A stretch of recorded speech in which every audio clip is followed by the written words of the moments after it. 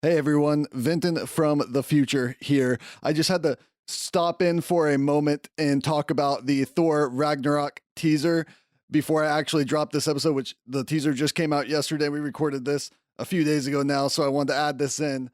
It's so amazing and I'm so excited. It's got Led Zeppelin, and just like we saw in the logo, it's got this 70s or 80s metal vibe to it. It's got Hulk, it's got this Guardians of the Galaxy vibe to it, and it's got Hela, and it's got Loki. Oh man, it's so great, and you should watch it on repeat like I did.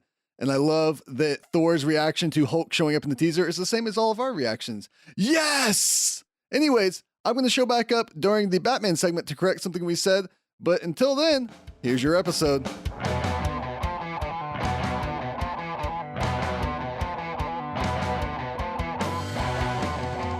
Hello and welcome to Read Brave, a community-built comics podcast. From the Graphomania Podcast Network, I'm Vinton Bain. And I'm Dylan Black.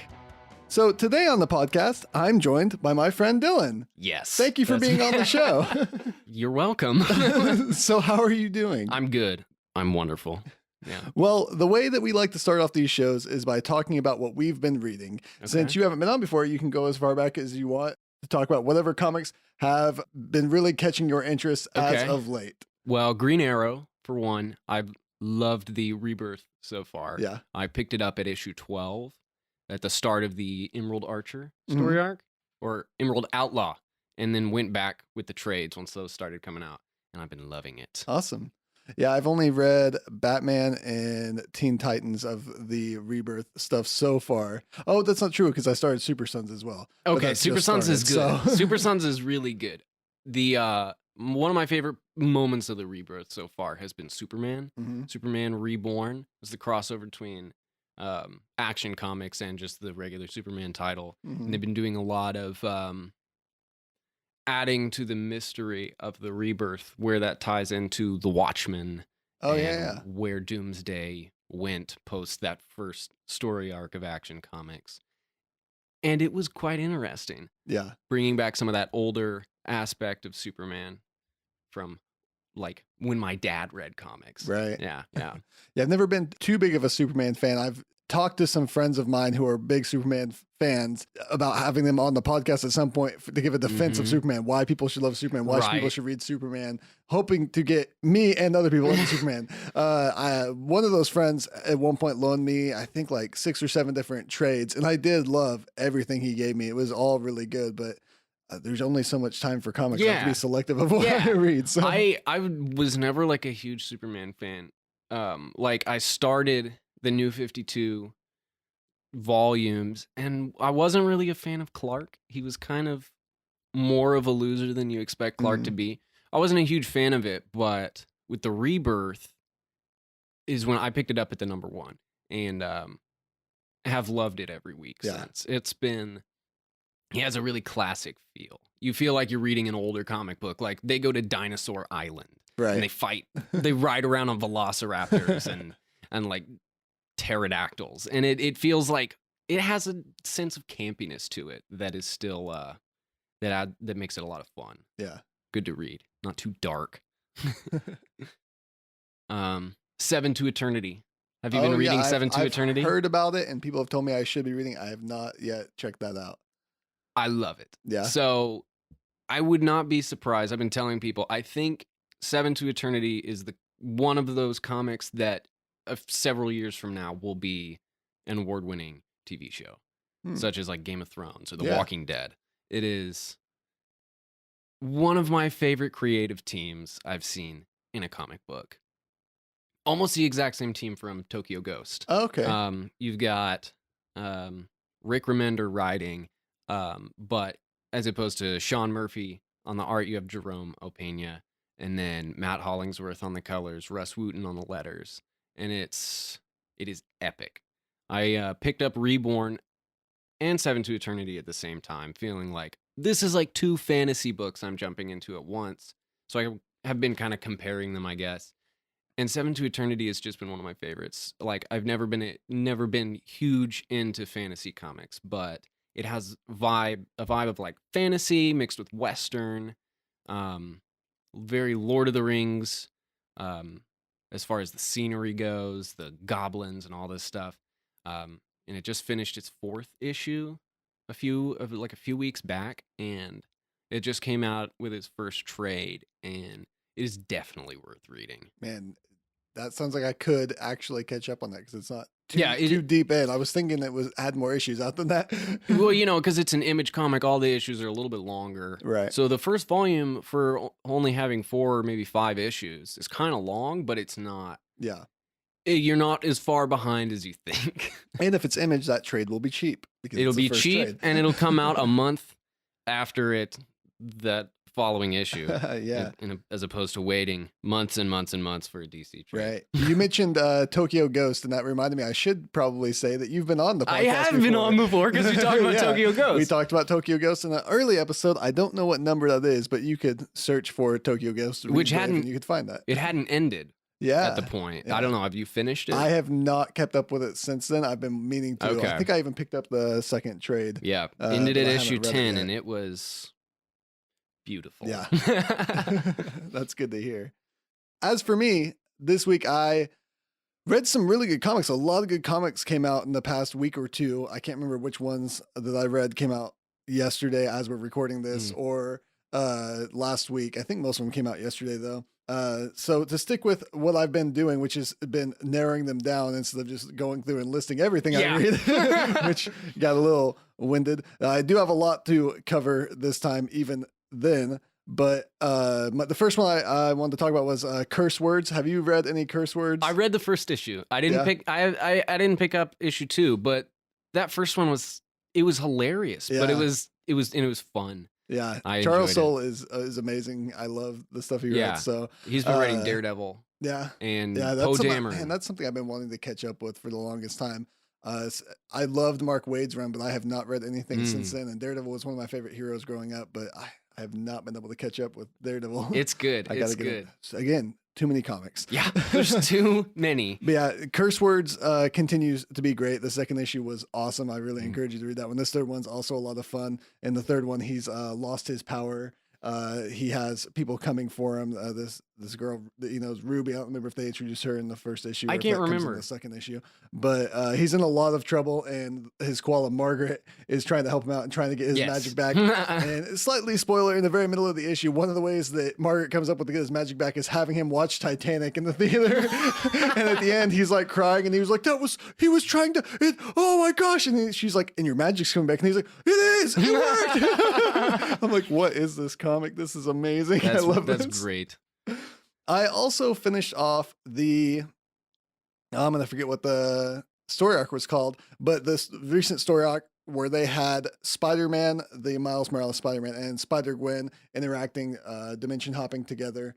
And that was I really saw fantastic. a panel from that where they're in, what is that, Metropolis? There's Not Metropolis. There's that's like DC. there's a panel in one of those issues where you see the Daily Planet like globe. in the background. That's right. They are in Metropolis. For like there's that 1 in-joke. second. Yeah. Yeah, I remember seeing that now. You're totally right. Yeah. I called you out and you were right. Yeah. Yeah, that was fantastic. I love when they do small things like that, throw things in the background, but don't actually call it out. Yeah. It's really great.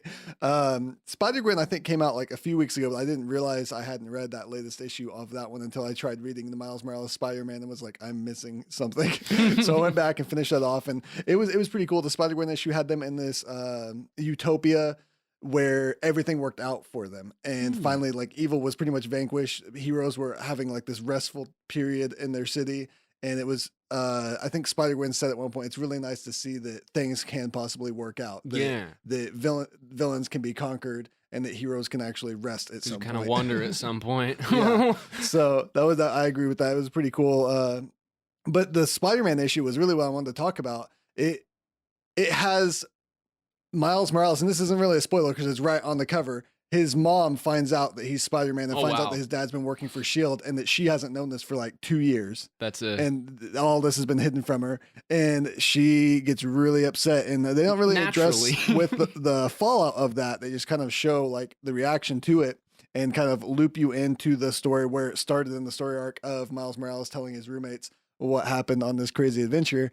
But It was really cool. I think I mentioned last week on the podcast when I read the new Riri Williams Iron Man, and they were showing her mom talk about how hard it is to have a teenage daughter who's a superhero, and like how hard that is for a parent. And here, seeing Spider-Man's mom deal with that as well, I really like that we're getting to see the parents of these teenage superheroes and what it is like to have someone that you love and you care for that is your child go out and fight crime and risk their life every day. Yeah. And it's a really cool dynamic that you don't get to see very often in superhero comics. Also, this past Wednesday, we kicked off the new X-Men books with All New Wolverine number 19 and X-Men Gold number 1. All New Wolverine was continuing to be just as amazing. I don't know if you've been reading All New Wolverine. All New Wolverine is one of the best comics out there right now. The first 18 issues came to a complete close and brought this really cool story that went all the way back to Laura Kinney's origin story to a close. There were some things that were still dangling threads from that they really wrapped up really nice, and it was amazing. And I talked about that already on the podcast, but this new comic really starts things off well. She got the gray and black stealth uniform that Wolverine used to wear. I thought it was going to be for the comic going on continually, which I was kind of against because I really like the blue and gold costume. But it looks like it was for the mission she was on in the comic, so maybe she'll go back to the blue and gold. Yeah, eventually. I did see I saw the cover. It was on the cover. Yeah. Yep. And in the comic, we get a cameo from Riri Williams. It looks like she's going to be in a big part of the next issue. Nice. So I really like all the crossovers that we're getting in comics right now. There's a lot of good stuff happening there in Marvel. I mean, they've done that consistently for a long time, but they're doing it in ways I really enjoy right now. And X-Men Gold was fantastic. Mark Guggenheim did a great job in really pleasing the fans of older X-Men, 70s, 80s, 90s X-Men, doing all different things, having them play baseball together, softball, and it's something that they used to do. And so they're like just trying to remember what it's like to be normal after this war they've had with the Inhumans. And Kitty's getting used to leading the X-Men. There's a lot of funny moments in there where she's calling like the X-Men and Logan's like, "You've been waiting a long time for this." And she's like, "Yes, I have." And then she's walking off the battlefield at one point and she goes, "I need a beer." And Logan goes, "You're making me feel old. Stop it." But yeah, it really reminded me a lot of my past enjoyment growing up with X-Men, a lot of nostalgic feelings there. Plus, the end of the issue has like a 3 or 4 page recap of everything you need to know from X-Men history, starting from the 60s all the way up until now for every character they're going to be talking about in Gold. And I think it did a really good job of just breaking that down and recapping everything. So I think this is not only going to do fan service to anyone who was into X-Men for the 70s, 80s, and 90s, but it's also an excellent jumping on point for people who have wanted to jump into X-Men, but have had a hard time going, where do I start? Like where do me. I get in? Yeah. We were talking about that before we started recording. This is a perfect place for you to jump in, I think. I think X-Men Blue, I hope they do a similar thing where they kind of talk about the history there. They won't have to talk about it as much because it's X-Men Blue is the time displaced original team. So they're basically the same team from the 60s. Okay. In current day. It's very wibbly wobbly, timey wimey, confusing. Kind of like the movie universe. Yeah, of course. Confusing. Yeah, so that was wonderful. I'm really excited about all the new X stuff. Looking forward, I really hope that it's all as good as Gold was. I also read the new Hawkeye. Have you been reading Hawkeye at all? I haven't. Kate I've Bishop? actually never read any Hawkeye. Oh, wow. I've heard Matt Fraction is where I should start. Yes. And then from there, you should definitely go to Kelly Thompson. Kelly Thompson is writing the Hawkeye that is Kate Bishop, the young female Hawkeye. And when we started this podcast, we were all talking about how much we wanted her to have her own comic series. And when we found out Kelly Thompson was starting one, we were like, this is amazing. All of our wishes were coming true. Like all through the Fraction series, she shows up and you're just like, man, I want her to have a comic. Right. So it's been really interesting. She is trying to do the detective thing out on the beach. And so it's a bit of change of scenery. And this issue, number 5, Thompson brought in Jessica Jones to work with her as like a mentor, and they've done stuff together, I think, or at least met in comics before. They know each other. And so it was really interesting to see them go on a detective mission together. And the whole time Bishop's asking Jessica Jones, like, well, what do I do? What do I do here? And then they'll bring up in the panel, they'll be like, Jessica Jones, detective tip number 1. They just do some really funny things with that. Some funny jokes there. And I think Thompson really nails the voice of both Bishop and Jones so perfectly. Nice. That I want her to write Jessica Jones as well now. So I'd be really excited to see if how long this partnership they have continues. But again, that's another one of those like cameos, like mingling characters. It's so good. Now Marvel has misstepped and done that poorly. I don't know if you've read the most recent run of Ghost Rider, but I picked up the number 1 and it didn't catch me. Yeah, well, it got canceled. So, okay. I'm so glad I didn't. I think it ran 5 issues. I read all 5, and Ghost Rider is hardly in any of it. It focuses on Laura Kinney's Wolverine, totally awesome Hulk, and in Ghost Rider it focuses on and okay, and like Ghost Rider is barely in it. I could not figure out what was going on there. I was like, I really like all these characters. I'm glad you brought them in, but can I see Ghost Rider in his own title? Totally awesome Ghost Rider. So yeah, I don't know what happened there. There were 2 comics I didn't get to that I really wanted to, so hopefully I'll talk about them on the next podcast, and that's Champions in America. I'm sure they're both going to be amazing. Hopefully Champions get a little bit better, because I was worried about that last issue, the second half of it. America, I actually started reading it. The first half of that comic is amazing so far. There's a moment where Peggy Carter says punching Nazis is neato. So that's great. I also read Batman issue number 20, but we're going to save that because we have a segment coming up where you and I are going to talk about Tom King's run on Tom Batman. King. So yes. That ends what I read this week and leads us right into our segments. First up, we have a segment from Joshua Unruh continuing his talk on Robins.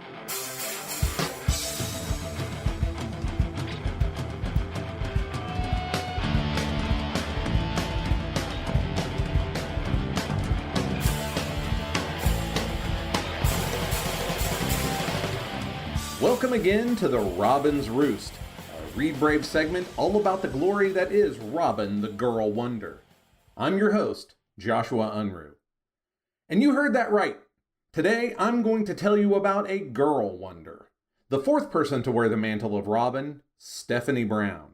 And make no mistake, dear listeners, it is a sordid tale indeed. Although unlike Jason Todd, the sleaziest bits actually happen off the page. Stephanie came to stardom as a supporting character for Tim Drake, who you may recall as our 3rd Robin. But she began her career as the daughter of a third-rate supervillain who had had enough of her dad's shit.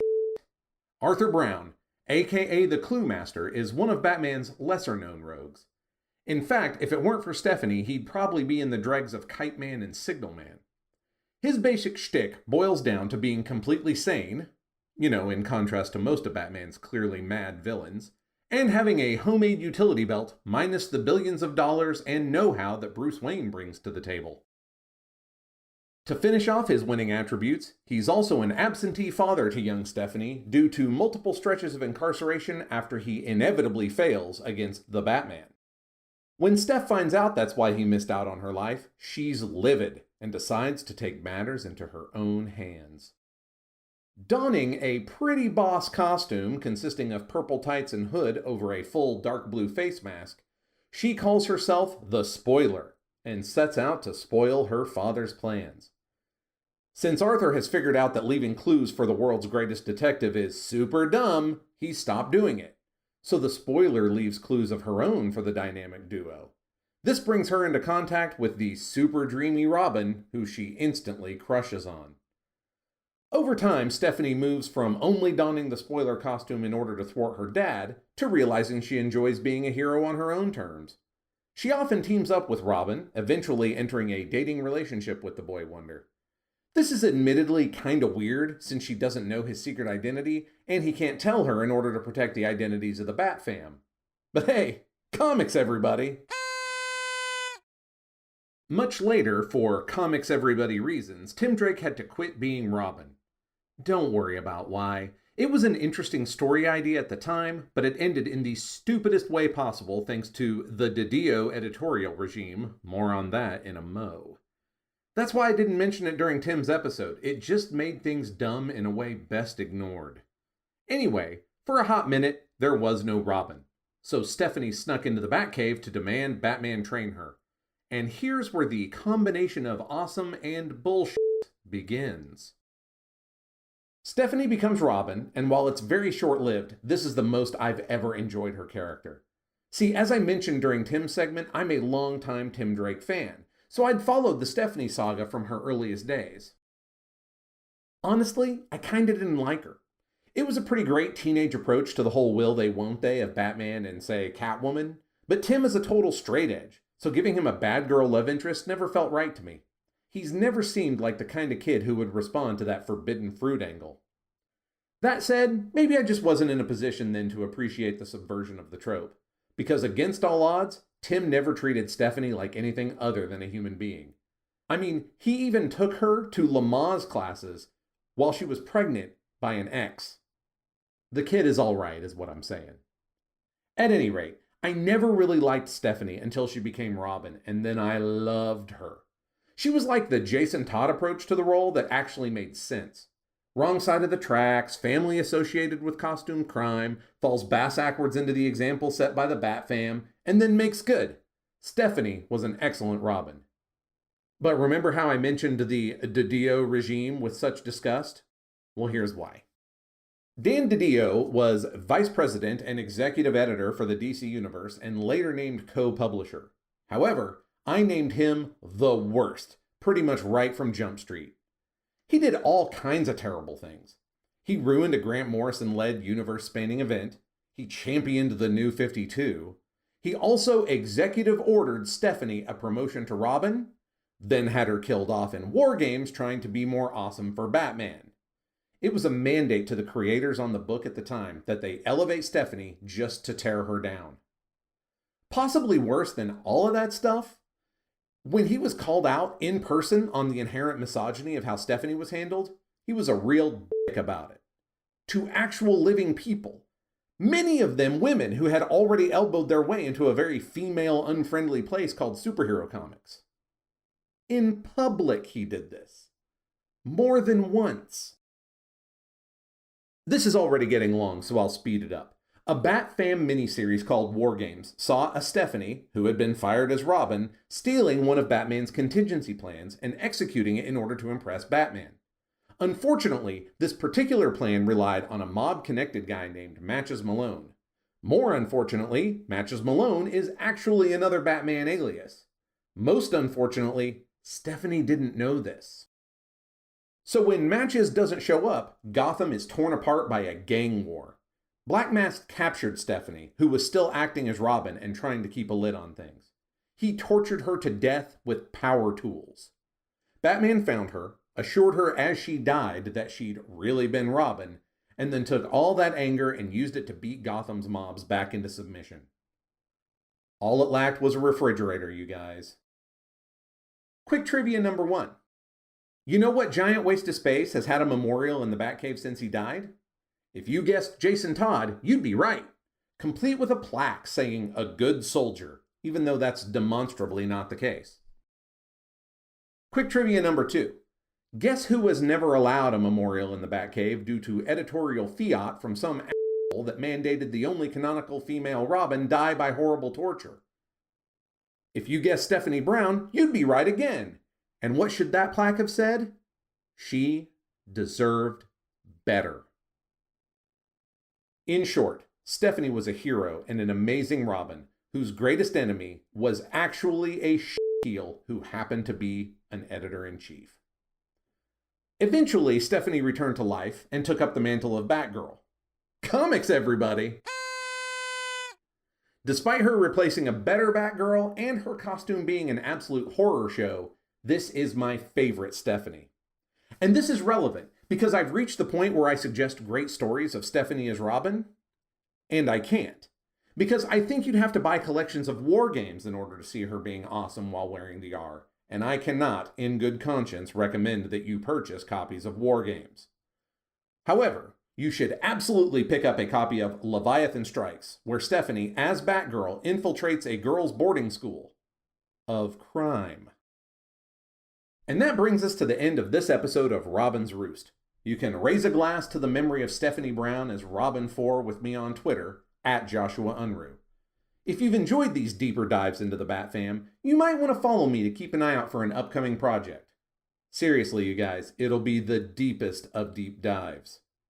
In the meantime, look for the next Robin's Roost, where we'll talk about a magnificent little bastard who is also the 5th and more or less current Robin, Damian Wayne.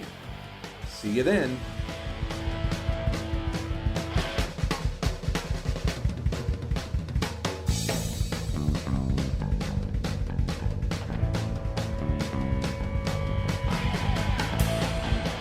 And now we have our segment on Tom King's run on Batman since the Rebirth. It's been wonderful. Yeah, I just got caught up, and it's not what I expected from Tom King, having come straight off of Vision, or, somewhat straight off of Vision, the last thing I read of his. And so it was a bit of a throwing me through a loop there. But he's doing some interesting things with Batman and taking him to some places I haven't seen, and having a perspective that I haven't seen on Batman very often.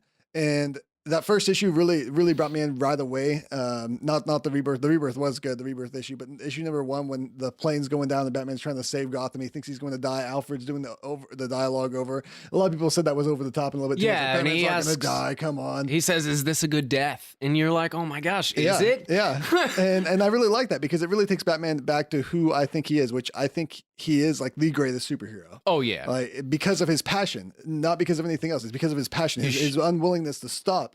And sheer force of will. Exactly. And that's going to be highlighted in issue 20 for sure when we get there. Can you give us a rundown on what has happened in Tom King's Batman from issue 1 till issue 20? Issue 1 until issue 20 as a recap. So it was a bit confusing for a while for me, because I read it, bi-weekly as it came out. Right. As opposed to, honestly, how I read the New 52 was, I read it all in trade. So I read it all very fast, almost like I was binge watching a TV show, and it all fell together perfectly. But reading it bi-weekly, he writes in such an intricate way. And he did the same with Vision. I felt I needed a second reading to fully understand everything I'd seen. Right. Now, it starts out with Batman in Gotham City as a plane is crashing. And I should say spoilers. Spoiler alert. If it didn't cue you, or if it didn't let you know when I asked him to recap everything, we're going to be talking about everything that happened. So. Exactly. So we've had like 3 main story arcs so far, with a couple of we had one crossover event and then one filler. But at the same time, all 3 story arcs have kind of been one very long one. Right. Because so far, we were introduced in the beginning to Gotham and Gotham Girl. And when I first saw those characters, I was like, what am I getting myself into? Yeah, I like that the first 3 volumes, or the first 3 story arcs, have been called I Am Gotham, I Am Suicide, and then I Am Bane. Yeah. The most recent one that we just finished out.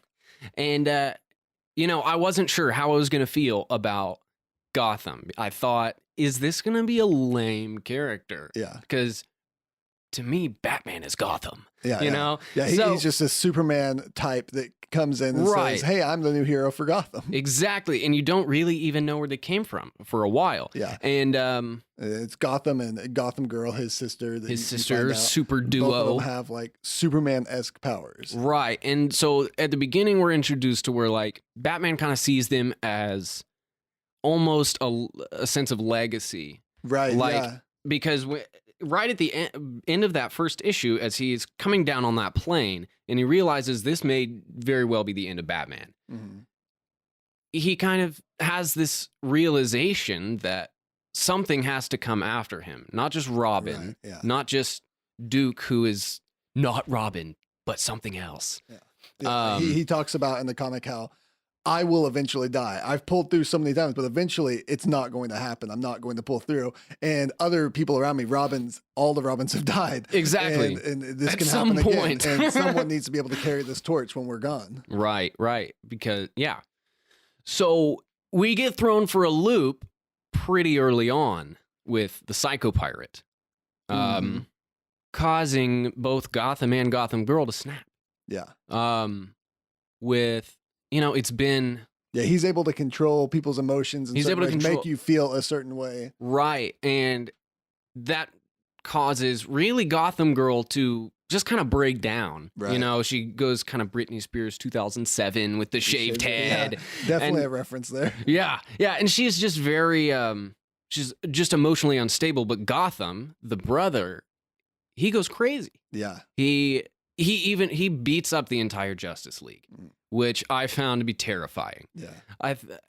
I wouldn't expect a character like that to be able to beat up the Justice League until I cracked open that issue and thought, wow, okay, this is a bad guy. Mm-hmm.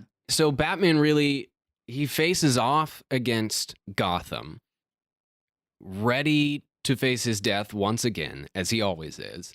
And Gotham Girl herself is the one that defeats him because he's kind of undefeatable when it comes to just the strength of man. Right. And so that kind of takes us into the next story was Night of the Monster Men. Oh, right. I forgot to see it. Yeah, before I was thinking before I came over here to record this, I thought there's something I'm missing that I'm not remembering. Yeah. I don't really include that. I mean, if you were going to be reading all the Batman stuff, you could actually skip over. You that very and go much straight to the could. next thing. It's very much so DC's answer to Monsters Unleashed. Well, Monsters Unleashed might have been their answer because I think that happened first. But Yeah. it's like, here's these giant monsters attacking Gotham. And here's Nightwing turning into a monster Yeah. and then not being a monster. I don't know what it was this year with comics and kaiju coming together. but Exactly. it was a theme. Basically, the Bat family beat up a bunch of Yeah. monsters and everything was pretty much fine after that. Did you like that? Did you enjoy that run? I did. It wasn't my favorite. It was a little over the top. It was a and little cheesy over for the me. top for... Especially when you had like the buildings that they all climbed into, like Power Rangers. I was Right. like, what I'd is rather happening? see someone like Shazam fight monsters Yeah. or Superman fight monsters. Yeah. But it was a little weird for Batman, but I still enjoyed it nonetheless. But then that's post Monster Men was when we moved on to I Am Suicide, where Right. I felt that Tom King started to get into his groove a little bit more Yeah, with writing yeah. Batman. And this was Batman assembling a Suicide Squad, basically. Yeah. So, yeah, you go into it with Amanda Waller and Batman speaking about basically him creating his own Task Force X to take to Santa Prisca. Yeah. Because Bane had kidnapped the Psycho Pirate. So, Right, because Bane's trying to overcome the Venom, and he needed the Psycho Pirate to give him that emotional fortitude he needed to overcome his addiction. exactly. So that's why I say that even though we've had like 3 story arcs, we've still just had one really long one. Right. Going into that, after the Monster Men, I thought, wait, what? Oh yeah, this ties back to that first one, the Psycho Pirate. Yeah, right back to things that were happening in issue 1. Right at the beginning. Exactly. So Batman needs the Psycho Pirate to basically fix Gotham Girl. And so he assembles this task force of it's Ventriloquist, Punch, Julie, and what was the tiger? Bronze Tiger. Bronze Tiger. Yeah. So he assembles this team and goes to Santa Prisca to overcome Bane. Yeah, who's- illegally. Because Illegally. This is like a sovereign country Exactly. to itself, and Bane's over there leading this place. Very And Dr. Doomish. very Dr. Doomish. And, I expected more Bane from I Am Suicide, Mm. but we didn't get it. Instead, we got a closer look at Batman's psyche. Yeah. We saw love letters almost between him and Catwoman, Yeah, that was more so the focus was him and Catwoman throughout Yeah. this whole thing. because there was a part where you really kind of thought Catwoman had betrayed him, but it was Right. all part of the plan. Yeah, where they're going through Bane's little fortress, and they all split up, and Catwoman tells Ventriloquist to stay where he is, and Ventriloquist thinks that's not part of the plan for some reason, but then she goes and talks to Bane, and then Batman shows up, and then it seems like she turned on him and basically Bane beats up Batman while she watches, and she's like, yeah, this is fine, and Batman gets imprisoned, and then Batman escapes, and you find out it was all part of the plan. Batman and just Batman took lets one for himself the get, like, team. really horribly beat up by Bane. He's been doing that a lot lately, Yeah. getting beat up as a part of the plan. Yeah. And Bane was also naked, which was very, it was very off-putting for me. Well, I thought you grew up in a prison cell. you go up in not even just a prison cell that floods once a day, and you eat fish. Yeah, and yeah, rats and other things you can find. Yeah, I've been reading through Nightfall lately, so this current Batman dealing with Bane has been really exciting because I've been reading the original issues with Bane. Nightfall is great. I haven't read it since I was a kid, but it's yeah, it's fun. It's really good. Then Batman at the end breaks Bane's back. Yeah, he keeps saying throughout one of those issues, "I'm going to break your back. Give me Psychopirate, or I'm going to break your back." Yeah, and he just keeps repeating it over and over again. Yeah, and then he does it. And it gets so intimidating. He says, "My name is Inigo Montoya." Yeah, it's like he that. Just keeps repeating it over and over. He's like, he's a man with a mission. He's got one point. That's why he's here, and he's going to do it. Break his back, and he does it. Yeah, with Catwoman's help, she flips the script once again, and you find out that she's been on Batman's side the whole time.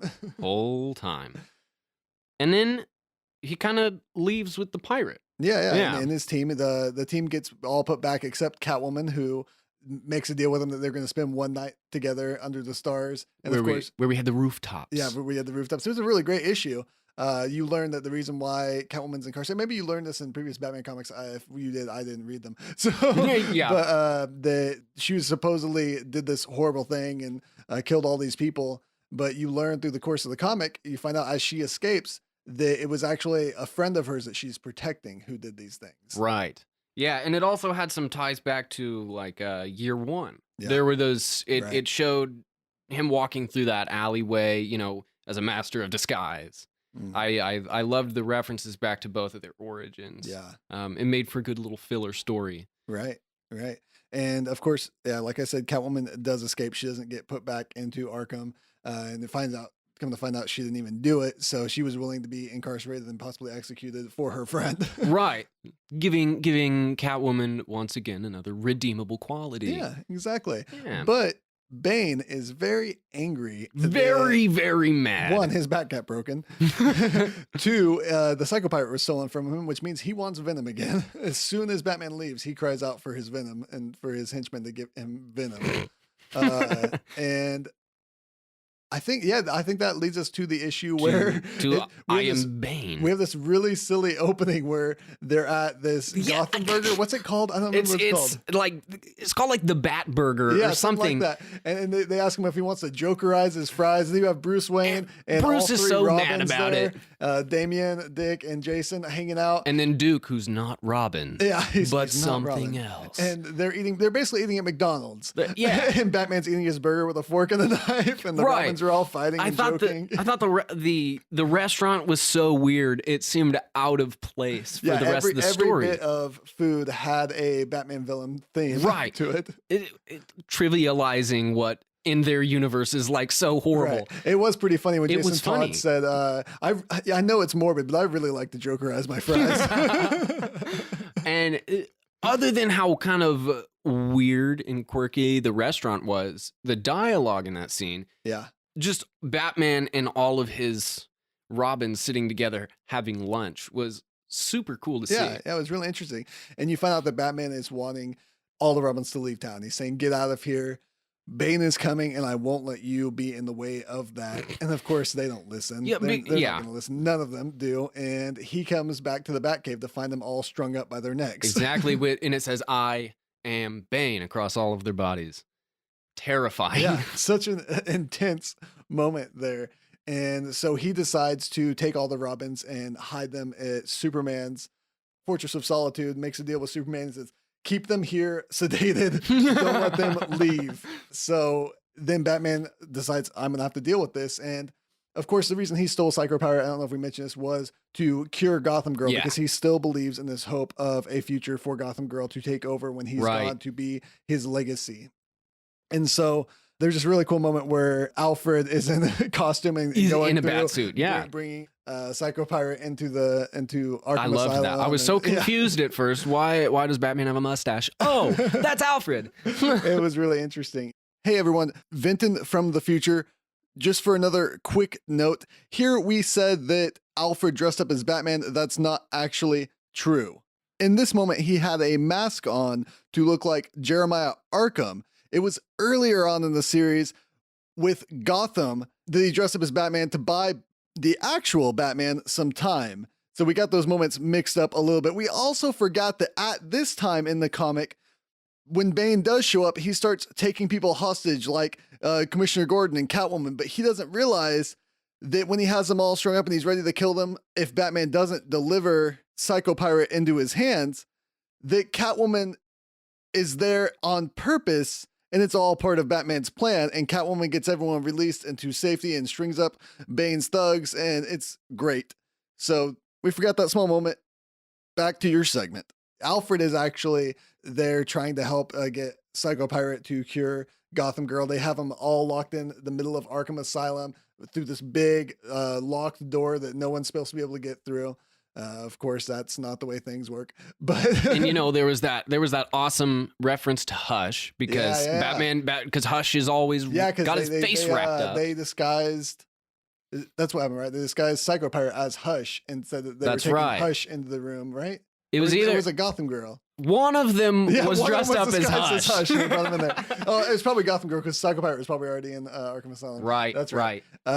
So they have them all under lock and key in there, and Batman knows that Bane is coming, and he unleashes all of Arkham Asylum, his entire rogues gallery, to fight Bane before they get to him. Yeah, I thought that was one of the more crazy things Batman's done. Yeah, is just let all of his enemies free inside of a building to beat up one of his other enemies, who then Bane beats up all of them. Yeah, there's a whole issue of him just walking through the asylum, just one by whipping one. Guys. There's even certain members of them trying to make deals with him, like, "Hey, I'm going to be on your side. What are you going to give Bane?" And he's like, "I'm not going to give you anything. I'm Bane, and I will crush you." There's just crushing people left and panel right. after panel of just villains you haven't seen in years, just getting kicked in the face and punched in the face and smashed and thrown, and because he's Bane. Yeah, exactly. And he makes his way all the way to Batman. I think he uses the Riddler to open the door, right? He does, yeah. The Riddler. And so yeah, of course, there were people in that asylum who would be able to figure out this crazy mechanism of a trap door. Mm. And he opens the door and is face to face with Batman, and that brings us to issue number 20. Yes. Which was so victorious. Yeah. That's where it starts out with them right there, face to face, and they just duke it out for an entire. Yeah, the whole issue is one fight scene. One fight scene. That's all you get, but you get so much narration. This is where Tom King really brought back his narrative voice that I'm so used to him having in comics, that I was used to from the Vision, and of course you saw a little bit in the letters between Catwoman and Batman. Right. It's so he gets very deep. He gets very emotional. Yeah, how he writes. You find out that the narrator is Bruce Wayne's mother talking to him, welcoming him to death, basically, as he's getting beaten to death. Right. And there's this opening dialogue where Bane is saying, "I'm going to kill you." And of course, this is something you hear from every comic villain ever. And Batman finally breaks. He's so sick of hearing this all the time. Tired of it. Yeah. And he says, maybe I should put on a Batman voice for this. You know how many times I've heard that? Rest in peace, Batman. There's no escape, Batman. Time to die, Batman. Every night, over and over and over for so many years. This is the end, Batman. Every damn night. And yet, I'm still here. Oh, and I felt so. He's like, his face is like smashed in. He's laying on the ground, blood pouring out. And he just like clenches his fist as he says, "I'm still here." Yeah, and that's like slipping away between life and death, and he's still, "I'm still here." Yeah, it's so amazing. And then you have that narration of his mother coming in, and he's getting really just He's getting destroyed. He's dying. And because Bane is jacked up on Venom, and he's just Batman, and we know how this ends. We've seen it. You're reading Nightfall. We saw that Bane can break Batman. Oh, yeah. But we also see something else here, and we see what I love about Batman. And we mentioned this already, that his will is stronger. His flesh can be broken, his bones can be broken, but his will cannot be broken. And even with his mother welcoming him to this peaceful death, saying, "You've done a good job. This is a death to be proud of. You've done everything that you could." Kind of tying us back to that issue 1 where he says, "Is this a good death?" Exactly. Yeah, absolutely. Looking back on that for sure. And then and this is where we get most spoilers because this issue came out just recently, and we're going to talk about how it ends. So if you don't want that, maybe skip forward a little bit. We have Bane having won the fight. It talks about every bit of Batman giving out, every bit of him done. He can't even feel the pain anymore. The pain in his head's gone. The pain in his soul is gone. The pain, like everything's gone. He's basically dead. Yeah. And Bane looks him right in his dead face and says, "I am Bane." And Batman opens his eyes because it says, his mom says, "Here was your death. Then you thought about Claire, Gotham girl." And Batman opens his eyes and says, yeah, I know. You're Bane, but I think you forgot. And then he headbutts him right in the like face. Most gory full page panel as he just yells out, "I'm Batman." and it's the most amazing thing ever. And I was like, this is my Batman. And this is my Batman. It is one just knockout headbutt. Yeah. Bane takes is him done. out. He's done. The fight is Even over with his headbutt. a pool of blood surrounding Bane as he lays on the floor, just knocked out completely. Yeah, just done. I feel like I watched the best UFC fight of my life. Yeah, exactly. And this is everything I want from Batman. Batman is the hero who gets beaten, broken, but can never actually be broken. Right. He will always get back up and he will always fight for his city. I think the first time I really saw that was in Endgame. I don't know if you've read Endgame. I haven't yet. His final face-off with the Joker, there are knives and razor-sharp cards sticking out of his head. Like he should be dead. It is unnatural how much pain he is in. Yeah. And he still keeps fighting. And I love it. I think that's what makes that's why Batman can even be somewhat of a worthy foe to Superman. Superman, a godlike being, yet someone whose superpower is their will not to live, but their will to fight. Right. Yeah. This whole issue just left me fanboying. I was just so excited. And I was like, you know what? I'm just going to throw all my other comics away. I'm just going to read Batman from now on. Oh, yeah. Oh, yeah. It's just one of those issues that gets you hyper-focused and you're like, yeah, I want more. I want more. What's this next issue going to look like? And I was a bit up and down on Tom King's run of Batman. I wasn't sure how it was going. It wasn't what I was used to in a Batman comic. Exactly. This issue has sold me in 100%. I was already pretty much there and I was wanting to continue, but I am this was a 5-star. Like if this was on a scale of 1 to 100, it would have been like 99. Oh yeah. Because I got into Batman reading the New 52's Detective Comics and just Batman by Scott Snyder. So that's where I started. That's when I got like all in with Batman. Mm-hmm. And so Tom King is quite a bit different from Snyder. Snyder has a more like, I don't know, fun and celebratory style, whereas Tom King really delves into people's minds and souls. And it threw me for a loop. Right. But I felt the same way at first. I wasn't sure what I was getting into, but issue 20 was the bomb. Yeah, it was amazing. Thank you so much, Tom King, for making me love your Batman. Because I wanted to a lot, and this did it. It solidified it. It did, yes. Victoriously. Are you going to read the button? The button? The button. The Batman and the Flash crossover, starting at issue 21.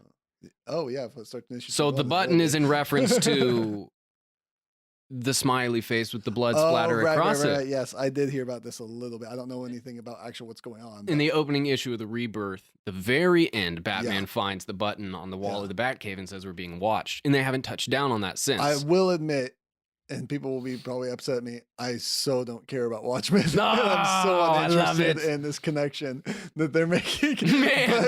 But, to be fair, I've never read Watchmen. I just know about it. I haven't read the entire thing before. I have it. I bought it this year because I made like a deal with myself. I have to finally read this because I've read so many comics, and this is a glaring misstep on my part to have never read. But just in general, the idea of it and the things I've read about it. I've read like whole articles about it here and there. And of course, I've seen the movie. And then the director's cut and then the ultimate cut. I can appreciate it for what it is, but just like this idea of tying it into the DC universe just seems unnecessary to me because the characters of the Watchmen were meant to be DC characters to begin with. They were meant to be Batman and Superman, all these people. Right. But he couldn't get the rights to use them in his story, so he just made up characters like all those characters. Exactly. And Rorschach was supposed to be the Question, which would have been cool. That would have been awesome. I'm excited. I still think that because of issue 20, Batman going into issue 21 with the button. I'm excited to see where Tom King will head now that this story arc with Bane is done. Right. The only thing that like worries me about that is with the crossover events like that, especially with the Watchmen coming in. This is something that DC has been pushing here. That I hope we get to hear Tom King's version, his vision on this, because a lot of times with the crossovers like that and the big events, things that they're doing like that, the higher ups get to control so much of what goes on. And you just can see the author losing his voice in the comic as he's being forced to do things that he wouldn't necessarily do. Exactly. Because it's Batman and the Flash, I hope to see some awesome references to the Flashpoint. The letter that Thomas Wayne wrote to Bruce and then Barry was able to deliver to him. Right. I hope to see some more on that, because after the Flashpoint, we never really heard about it again. Yeah, I'll be interested. I'll definitely read it because issue 20, like I said, sold in. So maybe that'll get me to pick up some more of Rebirth. Maybe that'll ignite that fire to actually go through Watchmen quick soon, finally. So, yeah. Well, it's been good talking with you on Batman. I'll see you on the other side of this segment to talk about our recommendations. Absolutely.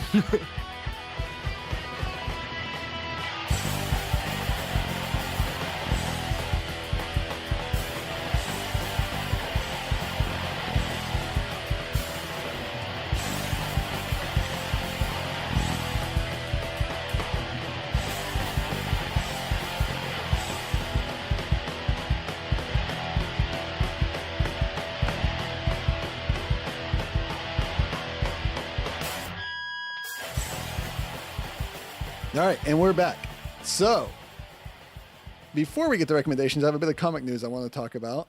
Did you hear that they are making a New Warriors TV show from Marvel starring Squirrel Girl? I heard that today. That's exciting. Yeah, it's been ordered by Freeform, which is I guess it's a Disney Channel thing. It's a different channel called Freeform that focuses on teenagers, I think.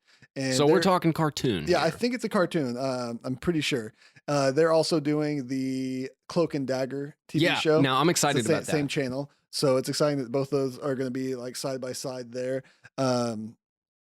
It's weird to me that it's the New Warriors starring Squirrel Girl, because Squirrel Girl's team in the comics is not the New Warriors. Of course, she's been on the Avengers quite a bit, the main Avengers here recently, but she started out on the West Coast Avengers, and that's where she's primarily known for. And the West Coast Avengers just relaunched with their new series, which I've been loving a lot, because they're like, basically not every superhero, not every superpower is perfect. Some of them are ridiculous and dumb and not that helpful, but that shouldn't keep you from being a superhero. And that's like what squirrels. The team is based around. You have Flat Man and Doorman. Doorman literally just leans up against a wall and you can walk through him to get to the next room. That's Doorman. You have Big Bertha, who can just change her size to be as big or small, but not like Giant Man who can move up and down, but she can become super skinny or she can become super obese. Almost like Ms. Marvel. She's basically the Blob, but can get really skinny if she wants. Okay.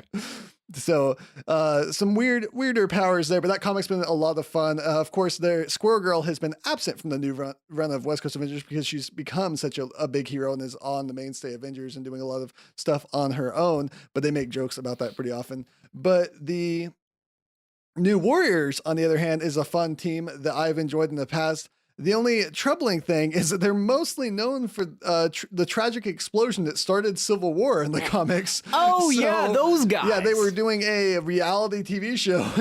I remember that. Really wrong. It went terribly wrong. It'll be interesting to me to see who they put on this team of New Warriors, if they actually use members of the New Warriors, or if they pull in just a bunch of other comic book characters and call this team the New Warriors, what they do there. And hopefully they don't blow up a city block this time. Yeah, hopefully not. I mean, they've already told the Civil War story in the movies, so I would imagine they're going to steer away from that in other media. Yep. But I don't know.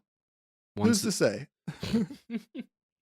So moving into recommendations, I could not recommend Batman issue 20 more, but since we already had a whole segment on it, I think you already know that.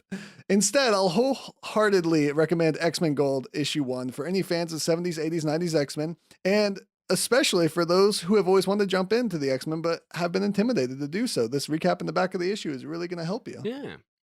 Dylan, do you have any recommendations for our listeners what they should be reading What should you be reading? or watching? Or they can do comic book movies, comic book TV shows. We didn't really talk about those, but that's definitely something we can talk about. Well, honestly, Image Comics is where, like, I'm a DC guy. I read mainly DC. Now I read I read a few Marvel lines, Champions, Daredevil, Iron Fist. I just started that new Iron Fist. I heard it's good. I had it on my to-read list, but I've not actually. It's a bit different than what I'm used to because I really like Iron Fist. Yeah. As far as Marvel characters go, he's one of my favorites. I didn't expect him to be. I've never been a huge like kung fu fan, Right. but there's something about Danny Rand that's so cool to me. And this is a bit different than like what we've seen in previous Iron Fists. He tends to be portrayed in like his mid or early 20s, and he's older in this. He's he's been around a long time. Yeah, and so he's as usual in any Iron Fist story has lost touch with his chi and must gain it back through some trial of kung fu. And it's great so far. Issue 2 came out yesterday, so I recommend it if you're an Iron Fist fan. Awesome. Lots of kung fu fighting and Danny Rand looking beat up as always. Would you say that everybody was kung fu fighting? Everyone. Recommendations, I would say I've been really enjoying what I've been reading in Image, which are Southern Bastards, Outcast, which the TV show is also definitely worth a watch. The first episode of the TV show is a mirror image of the first issue. Yeah, which I really enjoyed. That's the only one I've watched because I don't actually have access to the channel that was coming on. But yeah, and it's I don't know, sways a bit from the source material as it goes on naturally, so they don't catch up with the comic. But it's definitely worth it. The casting's on point. The vibe, kind of the Exorcist vibe, is really. It's just like the comic. So nice. I recommend that. 7 to Eternity, like I already said. And then Reborn by Mark Miller. Yeah. Reborn's fun. I've read the first maybe 3 issues, but I haven't caught up. I thought it was going to be an ongoing, and it's not. It ends at issue 6 because it's being turned to another medium, which usually that means a TV show or a movie, but this time it's getting turned into a novel. Oh, that's interesting. And I think for something like Reborn, an entire new world full of all these creatures and places and maps, I think a novel is a great way to do that. Yeah. Usually we see stuff turn into TV shows, but I think it's a cool way to do it. Yeah. To expand on different creatures, different sections of this whole world they're in post-death. It's great. Absolutely. And then I'd say my ultimate suggestion is After Death. Okay, yeah. By Scott Snyder and Jeff Lemire. Yeah. He's wonderful. Yeah, it's been great. Lemire's art is always awesome to me. It's so unique. He shows that you don't have to have that same style that most comic book artists have. He's really more of a cartoonist than he is a comic book artist, I think. Mm-hmm. Which that brings up, have you read Royal City? I did, and I loved it. I'm ready for issue 2. Did you read it? Yeah, it's so fantastic. It's so good. And that first issue ended leaving me wanting so much more. Yeah, absolutely. Have you watched Legion? I watched the first episode, and I've heard that every episode since has been awesome. Yep. I talked about it last week on the podcast, but yeah, I've just finished all 8 episodes of the whole season, and man, it just builds and builds and builds and builds and gets better every episode. Yeah. Oh, it's so fantastic. It's like David Lynch wrote an X-Men TV show. See, the feel I got from it was that I was watching a Moon Knight show. Yeah, it's very similar to Moon Knight. Especially, it reminds me of Jeff Lemire's current Moon Knight run, exactly. Where his mind is all over the place. The street level vigilante part of it, but definitely the mental side of it. Yeah, that's what Jeff Lemire's really, I think, done so well. You haven't seen Moon Knight fighting on a street level in this whole run. It's all been a battle of the mind. And so going into Legion, someone I actually don't know anything about previous to the show, I loved it because I'm used to these stories of people battling their own mind, and it was super exciting. I need So to. you didn't know anything about Legion going in? I didn't. You know that he's the son of Charles Xavier? I know. I know that now. Okay, I okay. didn't when I they don't watched bring the that first up into the episode. show until like the second to last episode or something. So Ooh, so does that mean maybe we'll see some Charles Xavier? there on are rumors television? of Patrick Stewart specifically making a Ooh. cameo next season, but I don't know if those are substantiated. I said that last week on the podcast. I probably should have looked it up since then, but I didn't. Because he did have a wonderful farewell in Logan. Yeah, they that- do show a bit of the wheelchair with the giant metallic X from the movies. Ooh. Just quickly. So we'll see. But yeah, it's a fantastic show. That's my recommendation to you. Watch some more Legion. It's on I Hulu will, now. I I don't know will. if you have Hulu, but it's on Hulu. I do. I do have Hulu. All right. Yeah, I'll watch it. I'll watch it. So, Dylan, thank you so much for co-hosting with me today. Absolutely. If it's such a thing that you want, where can people find you online? You can find me online on Twitter at Dylan Cole Black. Cole is Cole. And then you can find me the same way on all social media. It's all three of my names. You do some comic art. You're working. I'm in that working a little on it. bit. I'm getting there. You post those on I Instagram. post those on Instagram, Right. same username, Dylan Cole Black. Awesome, And so, you yeah. can see my progress. I took cartooning lessons as a kid and I'm jumping back in now. So we'll see. Awesome. So you can always find me on Twitter. Jump into this conversation. Talk to us about some comic books. I'm at Flesh Eater. And if you'd like to support the Graphomania Podcast Network, check out patreon.com/Graphocast. GRAPHOCAST. So we'll see you next week on Read Brave. Until then, I'm Vinton Bain. And I'm Dylan Black. And I think you forgot. I'm Batman.